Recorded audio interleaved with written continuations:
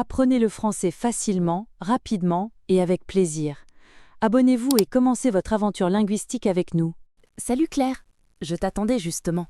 J'ai entendu parler d'une technique qui s'appelle shadowing, mais je ne comprends pas bien comment ça marche. Est-ce que tu pourrais m'expliquer? Bonjour Youssef, bien sûr, je connais très bien cette méthode. C'est une technique d'apprentissage des langues très efficace.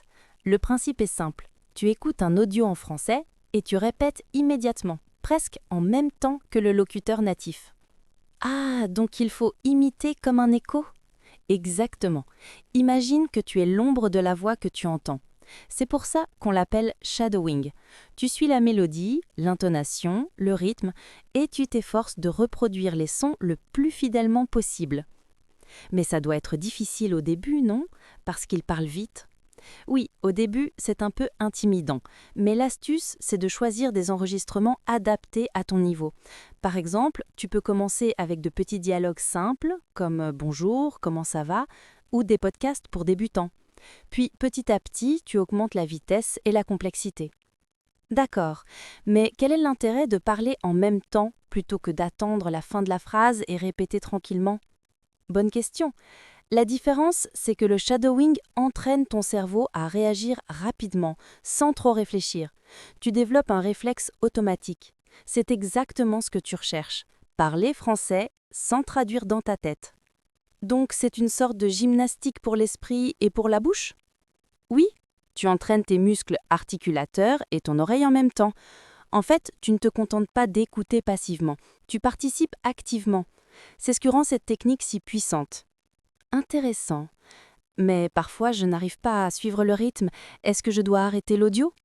Pas forcément. Tu peux laisser tourner, même si tu n'attrapes pas tous les mots. L'important, c'est de rester collé à la mélodie.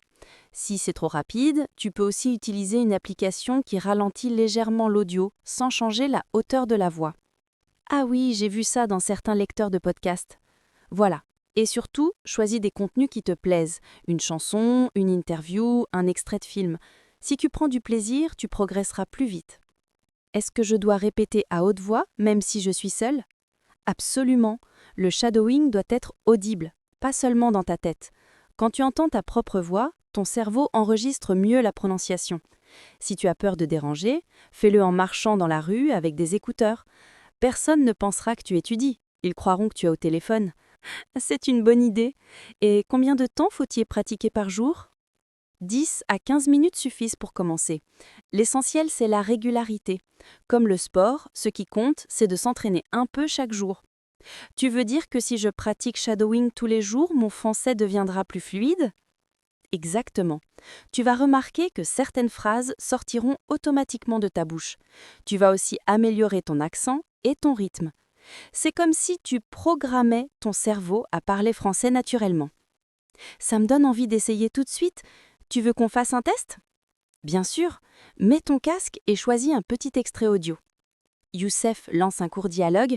Bonjour, comment ça va? Très bien, merci. Et toi? Ça va bien. Il répète avec un léger décalage. Bonjour, comment ça va? Très bien, merci. Et toi? Ça va bien. Parfait. Tu vois, tu étais synchro et ta prononciation était naturelle. C'est vrai, je me sens presque comme un acteur qui joue un rôle. C'est exactement ça. Le shadowing est une sorte de théâtre linguistique. Tu imites les natifs jusqu'à ce que ton cerveau adopte leurs habitudes. Merci Claire, tu m'as convaincue. Je vais intégrer le shadowing dans ma routine quotidienne.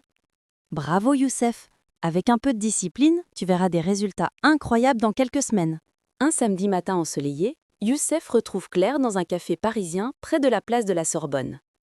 Il a l'air enthousiaste et tient un petit carnet rempli de notes. Salut Claire. J'ai beaucoup pensé à notre dernière discussion sur la technique du shadowing. Depuis, j'ai essayé un peu à la maison, mais j'aimerais comprendre comment l'appliquer dans ma vie de tous les jours. Bonjour Youssef, je suis ravie de l'entendre. Tu sais, le shadowing, ce n'est pas seulement une technique d'étude devant un ordinateur. Tu peux l'utiliser partout, dans un café, dans la rue, à la gare, même en regardant un film. C'est ce qui en fait une méthode si pratique. Justement, je voulais te demander, quand je suis dans un café par exemple, comment puis-je pratiquer sans paraître bizarre? Très simple, tu observes et tu écoutes les gens autour de toi. Par exemple, écoute comment les clients commandent. Un café, s'il vous plaît. Un croissant, merci.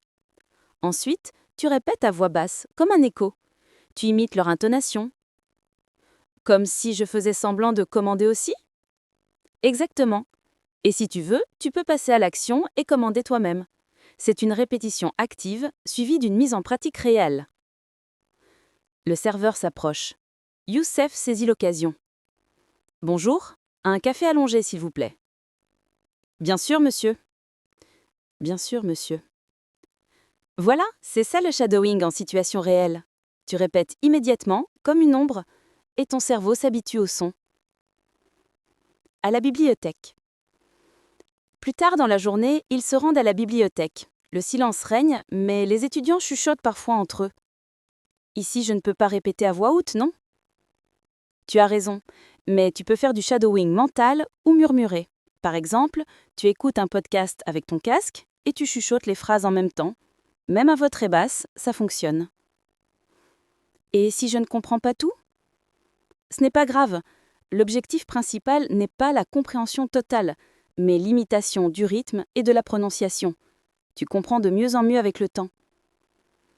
Donc, même si je saisis seulement 70%, ça vaut la peine? Absolument. Le shadowing travaille la mémoire auditive et la fluidité. La précision viendra ensuite. À la gare. L'après-midi, Claire propose une expérience amusante. Aller à la gare Montparnasse pour pratiquer dans un autre contexte. Mais à la gare, il y a trop de bruit. Justement, c'est parfait. Tu écoutes les annonces au haut-parleur et tu les répètes. Par exemple, le train en provenance de Lyon-Pardieu entrera en gare voie numéro 12. Une annonce retentit. Attention au départ, le train à destination de Bordeaux partira voie 7, départ dans 10 minutes. Attention au départ, le train à destination de Bordeaux partira voie 7, départ dans 10 minutes. Parfait. Tu vois, tu viens de faire du shadowing en direct. En plus, tu apprends du vocabulaire utile pour voyager. C'est vrai, et ça me donne confiance. Devant un film. Le soir, il décide de regarder un film français chez Claire. Elle choisit une comédie légère avec beaucoup de dialogues quotidiens. Regarde, on va mettre les sous-titres français. Tu écoutes les dialogues et tu répètes immédiatement. Une scène commence. Salut, ça va? Tu viens avec nous ce soir? Salut, ça va? Tu viens avec nous ce soir? Très bien. Tu as imité l'intonation exactement. Oui, mais parfois je prends du retard. Ce n'est pas grave. Si tu rates une phrase, tu continues avec la suivante. L'important, c'est de garder le rythme. Après quelques minutes, Youssef se sent plus à l'aise. J'ai l'impression d'être acteur dans le film. C'est exactement ça. Le shadowing est une sorte de théâtre invisible. Tu joues le rôle des natifs. Préparation d'un entretien en banquier. Le lendemain matin, Youssef retrouve Claire avec une préoccupation nouvelle. Claire, j'ai un entretien en banquier en français la semaine prochaine. Est-ce que le shadowing peut m'aider à me préparer? Bien sûr. Tu peux trouver des vidéos ou des dialogues d'entretien typiques et les répéter avec la technique du shadowing. Tu vas assimiler les phrases clés comme « je suis motivé »,« j'ai de l'expérience dans »,« je suis disponible immédiatement ». Donc, je dois créer une sorte de script et le répéter comme une chanson? Oui, mais l'avantage du shadowing, c'est que tu imites aussi le ton professionnel, la politesse, la clarté. Ce n'est pas seulement les mots, c'est l'attitude entière. Ça me rassure. Je vais essayer de m'entraîner chaque jour jusqu'à l'entretien. Conclusion. Après 2 jours d'expérience, Youssef se sent transformé. Claire, je dois te dire merci. Avant, je croyais que le shadowing était seulement un exercice académique. Maintenant, je vois que c'est une pratique vivante, que je peux utiliser partout, au café, à la bibliothèque, à la gare, même en regardant un film, même pour préparer mon avenir professionnel. Je suis près de toi. Tu as compris l'essence. Le shadowing, ce n'est pas une obligation. C'est un jeu, une imitation joyeuse qui rend ton français plus fluide chaque jour. Et moi qui pensais qu'apprendre une langue devait être sérieux et ennuyeux. En réalité, c'est presque comme jouer à être français. Voilà le vrai secret, s'amuser en apprenant. Continue à pratiquer et bientôt tu parleras avec la même spontanéité qu'un natif. Alors je vais devenir l'ombre des Français, jusqu'à ce que je devienne leur égal. Ils rient ensemble et Youssef repart motivé, prêt à intégrer le shadowing dans chaque instant de sa vie quotidienne.